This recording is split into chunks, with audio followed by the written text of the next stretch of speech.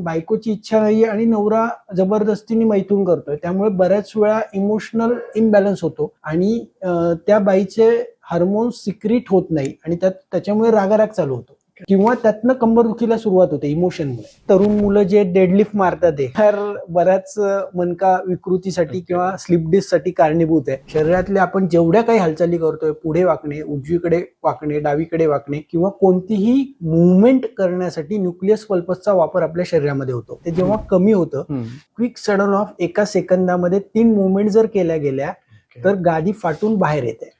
तर कधी कधी सायटिका आणि मलावष्टंभ, पोट साफ न होणं, सायटिका आणि ऍसिडिटीचा त्रास, सायटिका आणि मूत्राशमरी, मूतखडा.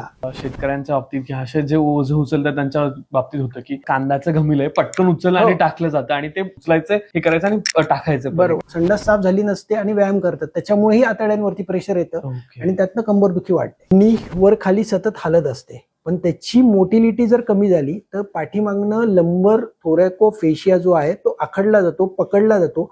मग ही ट्रीटमेंट ॲलोपॅथीमध्ये देत नाही. बऱ्याच वेळा सोप्यावरती पाय वरती असतात, कॉम्प्युटर पोटावरती घेऊन झोपून काम चाललेलं असतं.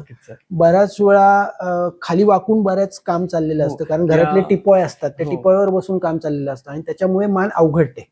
किंवा पोझिशन पण अशी कर्ल मध्ये असते बसली, म्हणजे पाय असे थोडे वर घेऊन आपण तसंही बसतोय. आणि मग त्या लोकांना बेबी पण प्लॅन करायचंय पण मणक्याचे पण त्रास आहे, मग त्या लोकांनी ऑपरेशन करावं की मॅन्युअल थेरपीला जावं किंवा मणक्याचा त्रास असताना बेबी प्लॅन करता येतो का? हे तर एक लक्षात घ्या, ऑपरेशन म्हणजेच मणक्याचा आजार बरा होतो का, तर हा पहिला प्रश्न माझा नाही.